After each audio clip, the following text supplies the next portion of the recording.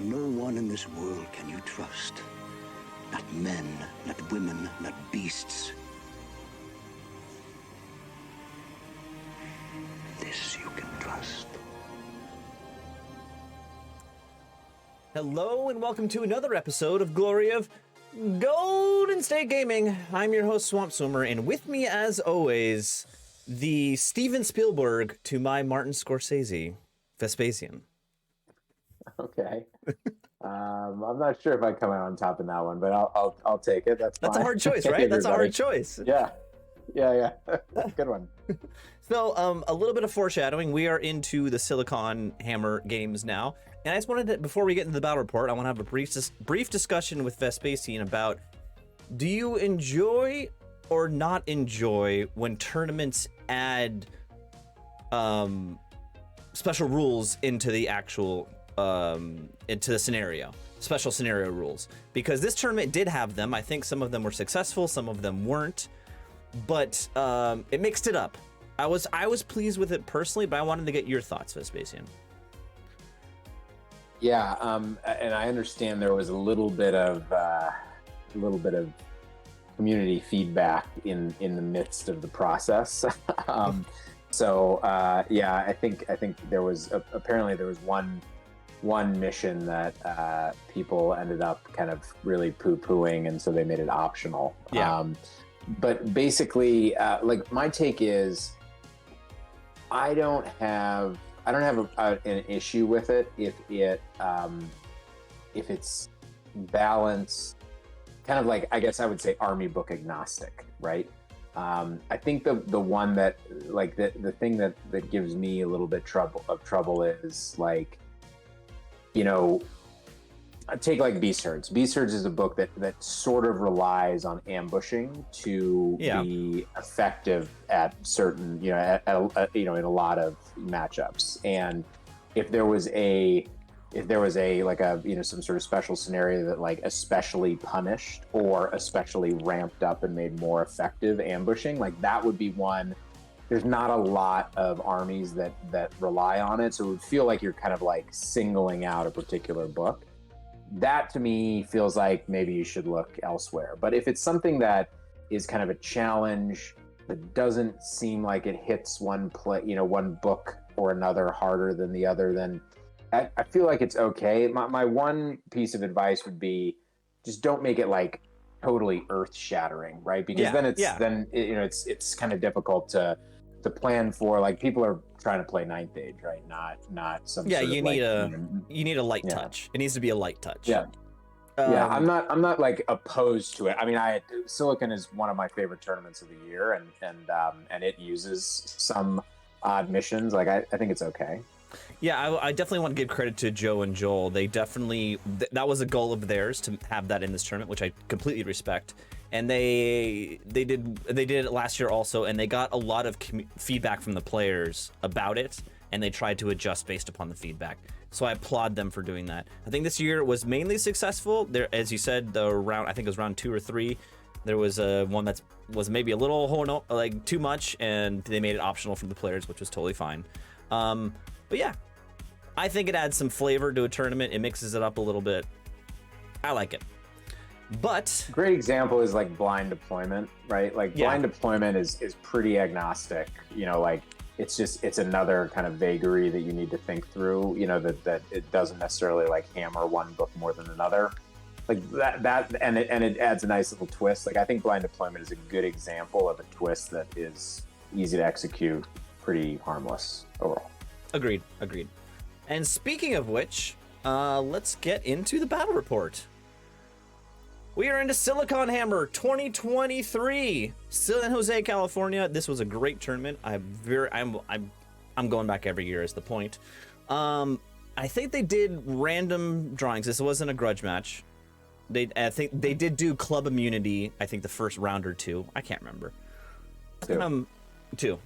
And I got paired into our good friend Josh Gurin on the Warriors of the Dark Gods. Good old Josh. He was on the list review a few days ago. He's always a good time. This is Frontline Clash Spoils of War, but the special caveat here is it was blind deployment and your deployment, the whole deployment zone was pushed forward 3 inches. So that 3 inches from the table edge you can't deploy in, and your front end was pushed forward to 15 inches. Yep.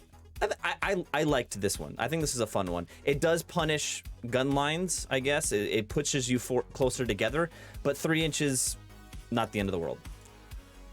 Yeah, I mean, I guess that like if you were going to deploy on the back line with a bunch of artillery, then you'd be 6 inches closer to your opponent. Yeah, I mean, I guess it's meaningful, but yeah, again, that doesn't punish a specific army book, right? That's kind of like a build. It's a play style. It's a choice. You knew about the mission, right? So, yeah. Okay. So let's talk about my list. The Saurian Ancients are back, baby. I love it. So I went for the character light list, which is like Saurian Ancients. They have the option to do that, which I think is pretty cool. So the only character I have is the Skink Veteran with magnetic bows, the Stampede Resonator Crystal, which is not often taken, and Master Strategist. So he's going in the unit of Skink Gorillas with magnetic bows and Vanguard.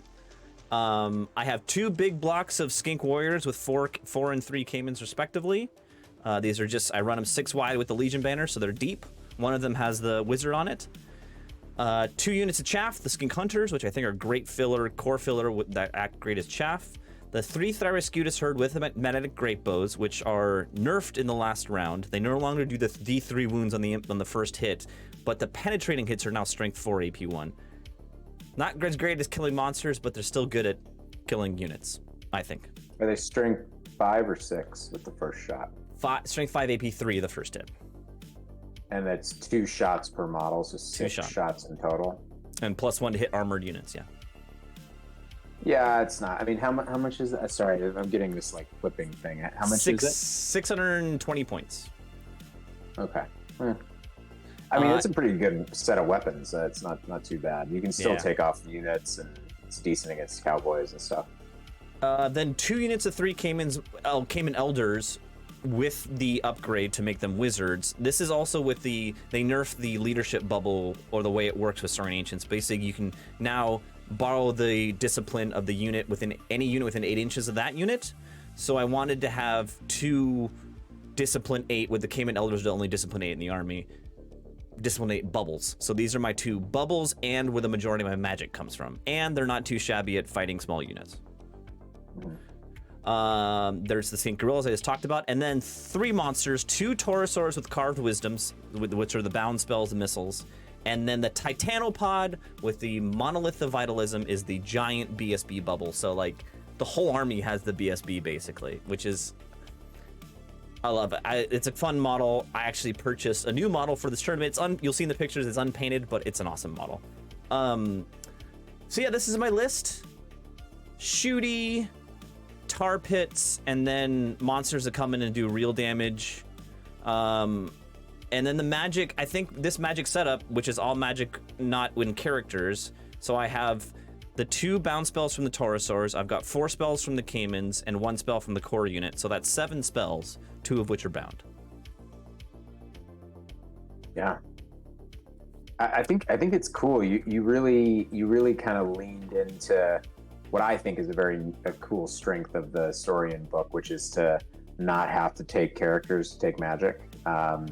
And you actually put together a pretty neat magic phase with it. You know, you've got healing, you got missiles, you got combat buffs. I mean, I think the list concept as a whole is really neat. I certainly haven't seen anything like it. So once again, Kenyon,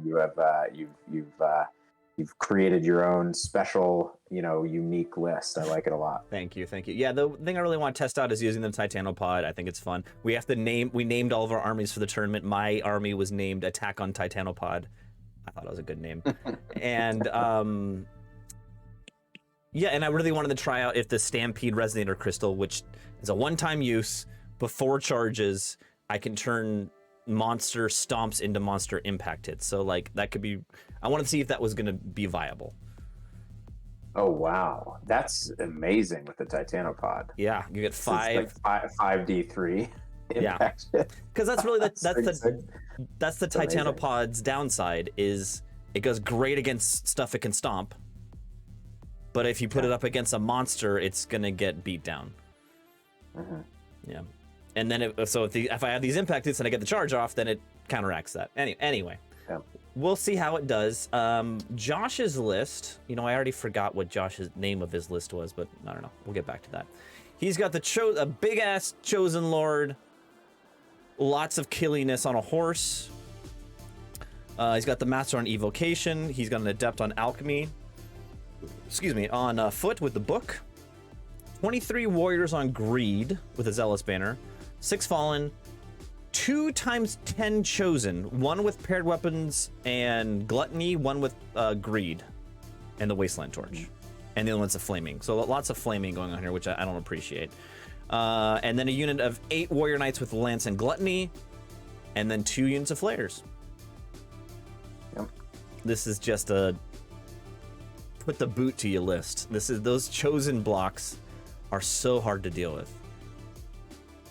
Yeah, I wish, I think I said this in the list review, I feel like that second Chosen unit needs to be something more mobile, because essentially he's got one unit that can go after you, and if he plays anything that's sort of semi-avoidance or fast moving or lots of lateral movement, I think he's just gonna struggle to get points unless you make a mistake and give them to him.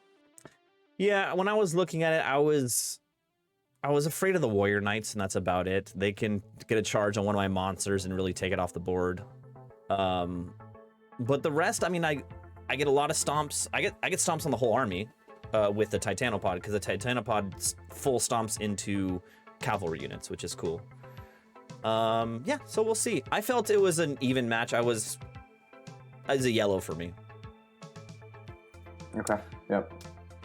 But it's blind deployment. I think I chose sides, so Josh got the +1 for the roll, but then I won the roll, which was pretty nice.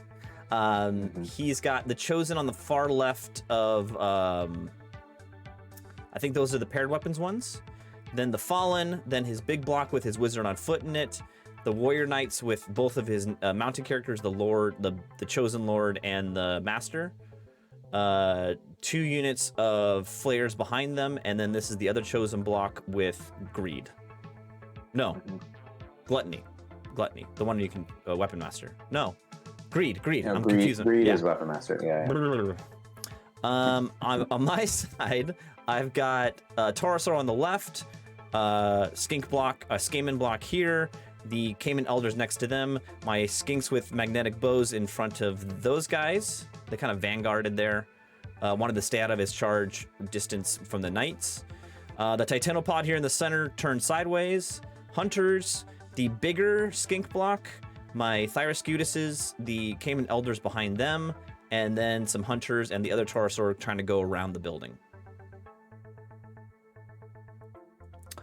And he has the Wasteland Torch, so he turned this field into ruins in the center of the board here. Yeah. So when we revealed, I think this is he kept saying that I out deployed him, but I don't understand why he was thinking that.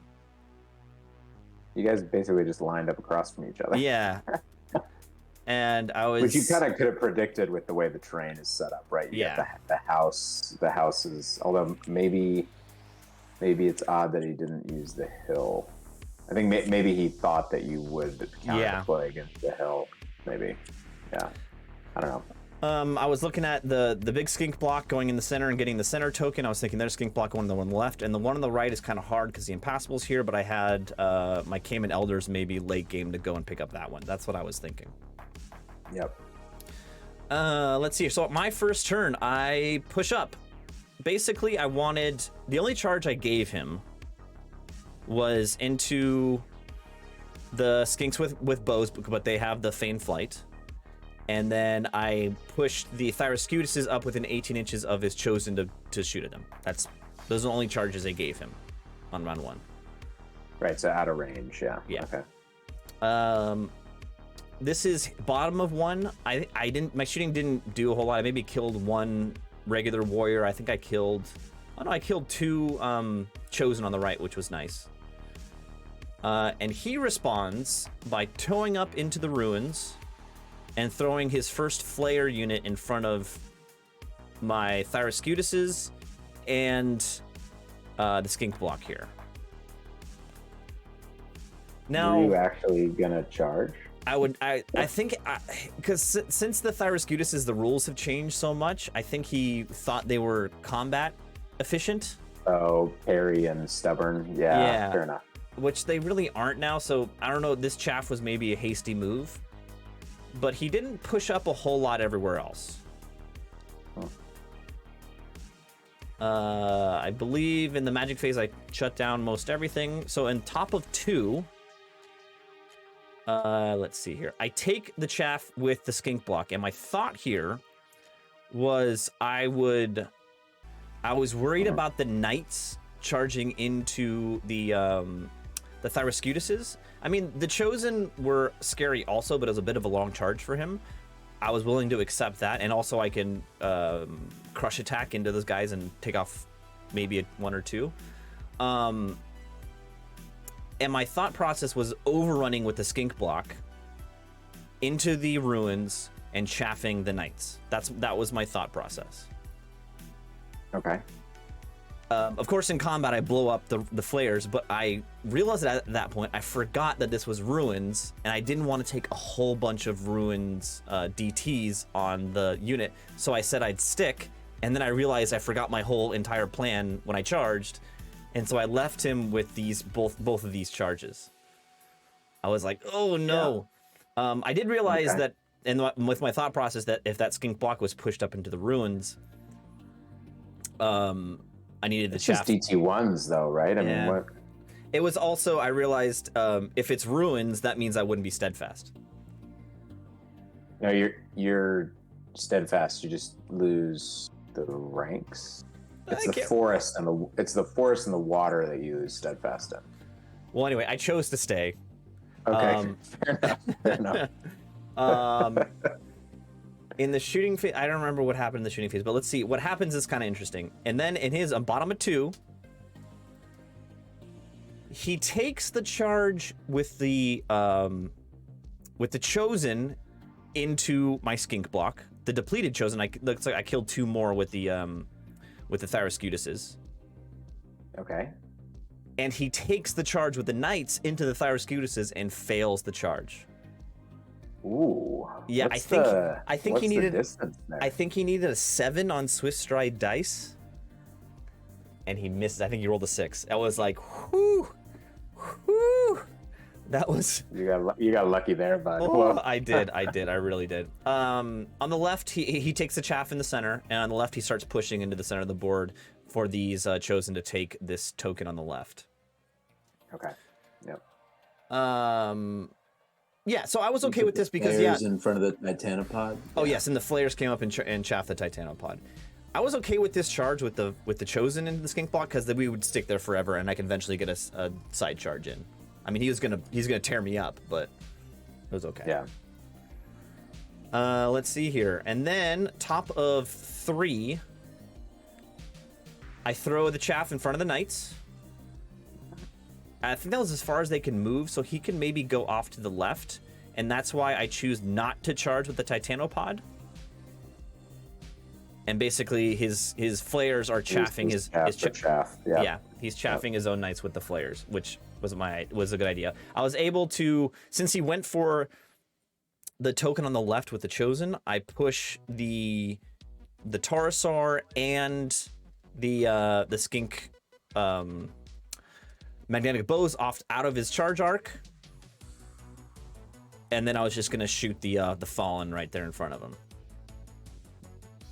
Also on the right, I turn and move my Cayman Elders to go around the building because really there's nothing else now that, unless I don't deal with his knights, I can sneak around and try to grab this token on the right. Yep. Is that thing that your Taurosaur is in a forest down at the bottom there? Yes, it is. Yeah. Okay. Cool. Got it. All right. Cool. And then in my shooting phase, I take off the Fallen on the left, which is nice. He blends my skink unit in the center here. Just blends. I am able. He can go paired weapon, right? Yeah. So he can go through the parry. Yeah. So he's 2s by 2s. Pretty rough. He does a lot of work in there. He continues to chaff with his flares, the Titanopod. And I end up in this turn getting off, or maybe it was last turn, I get off a Molten Copper off on his Knights and peel off 3. So that's like the perfect spell against that unit. So that was really nice. Awesome. And he turns his Chosen over here on the left to tow up onto the token and take some charges. Awesome. I realize I need help with the skinks and the Chosen, so I also, this other Taurosaur moves over here to tow up onto his Chosen unit there to charge in next round. Mm-hmm. Hopefully they stick. But he didn't take your chaff. Why did he not take your chaff up in the ruins? Oh yeah, he didn't. I don't know why he didn't. I think he wanted to scoot around here. I don't know. Does that unit have Stalker standard? No, it has the Wasteland Torch, so it can go through the ruins. ruins. Oh, that's the one that has the torch. Okay, got it. Let's see here. This is now bottom of 3. I decide on the left to throw my skink character up as chaff into the Chosen, move my Taurosaur off to the left, and then set up some counter charges. I also take the Cayman Elders into his chaff, and then move the Titanopod off to here, so basically his Knights can't charge because of this combat's in the way. He would have to wheel. Yeah, sure.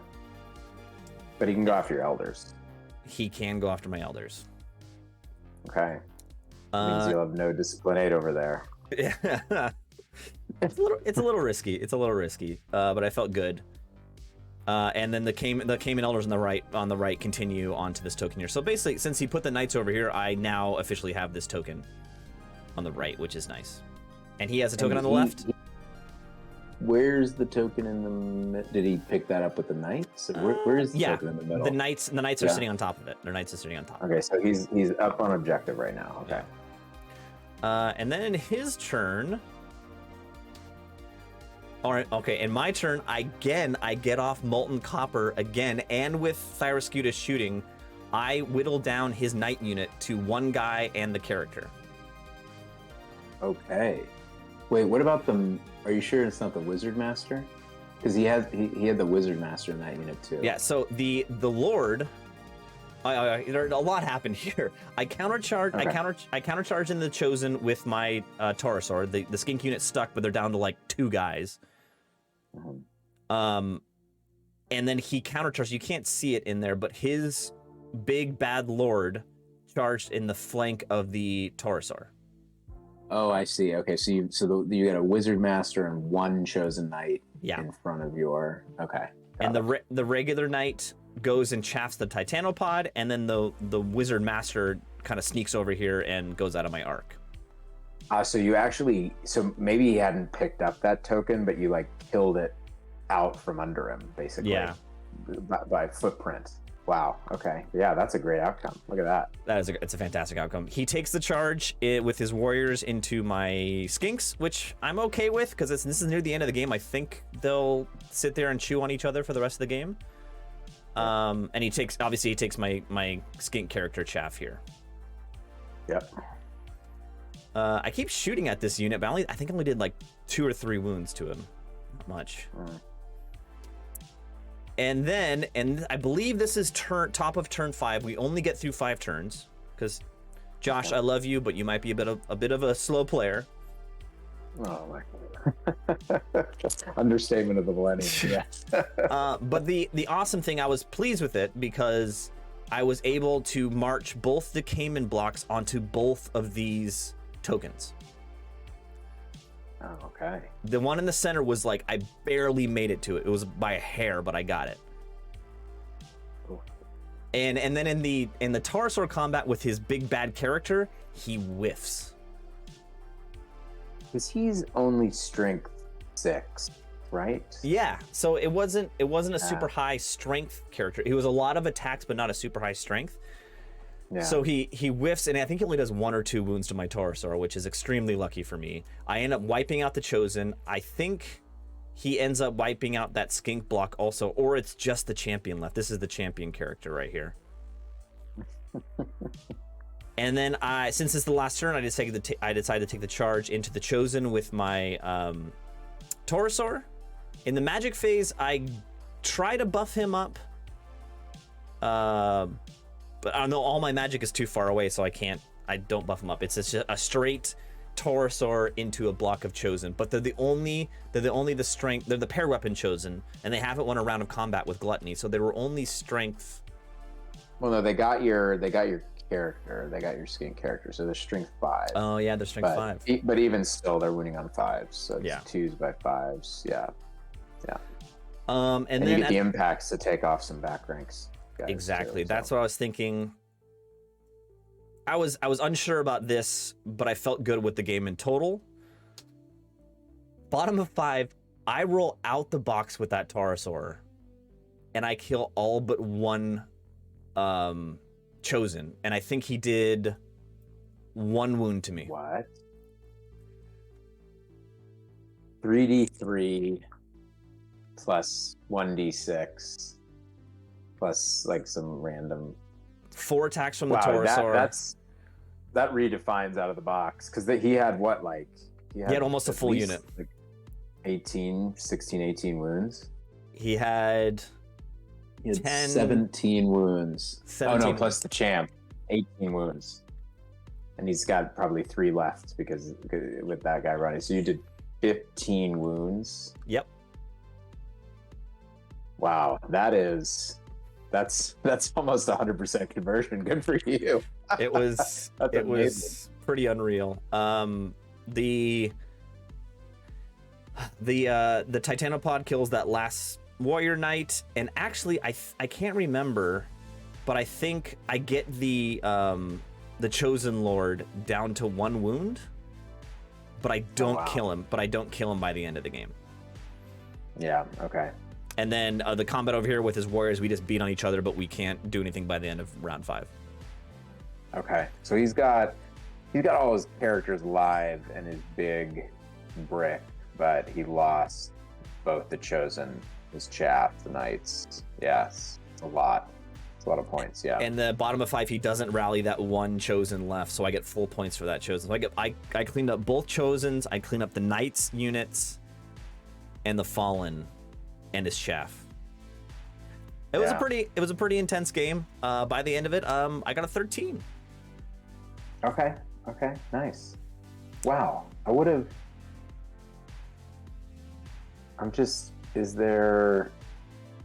you sure it was just a 13? It feels like a bigger win than that. Yeah, it does. You got both Taurosaurs, the Thyros. You didn't even lose that 1 skink block. So you lost the skink character, your chaff, half points for that skink block. Maybe he killed the Taurosaur by the end. I can't remember with his lord. I mean, there's a lot of points in his characters, no doubt, but I feel like he should have been up on points at this stage. Those Chosen blocks are like 700 points apiece. Yeah. He must have killed the Taurosaur and the skink block in the center. Yeah, he did it. The champion's no longer there. He finished that one off. Okay, I mean, maybe it must have been pretty close, but yeah. Anyways, it's still a good result. I agree with you. That's not an easy matchup for you. Yeah. I was incredibly impressed by the Taurosaur. Even if I had rolled average, it still would have been pretty good against him. Yeah. Yeah. So, looking back at the game, I mean, obviously it was blind deployment, so this is kind of, it is what it is, the deployment wise. It was an interesting game. I mean, any final thoughts? Yeah, I mean, I think that he like, I don't understand that flare move there, because I just don't. Like you said, maybe he was just living old memories of Thyro units of days past. I think that you know I would have tried to secure the objective. If I was him, I would have tried to secure, because that knight unit can basically sit in the middle of the table and fight everything in your army. Yeah. I think I just would have pushed up straight onto that middle objective and made sure I picked it up. And because it felt, I mean, that Taurosaur thing is pretty intense. Like I would have felt like he had the left objective from our perspective in hand, right? Because winning objective here for you was huge, right? So yeah. It worked out. On your side, I think you go ahead. No, the failed charge by the knights into the Thyros was super lucky. I got lucky on dice here. But yeah, those Thyros, you know, they're a liability. Yeah, I'm foreshadowing the rest of the games, but they're a real liability. I'm thinking about changing the Thyros out of the list, but overall it's a great game. Josh, thank you for the game as always. It was a great result to start the tournament. I think a 13 is like almost the perfect number for your round 1 game. We'll see if I can submarine. Well, submarine from a win. Yeah, no, it's a good middle ground. You know, you're not on table 1, but you know, solid, and yeah, nothing that you'll regret later in the tournament. So good for you. Good win over I think not a pushover match for sure. Definitely. Well, next battle report will be Vespasian's round 1, and thanks for watching. Please like and subscribe, and we will see you in the next one. Thanks, everybody.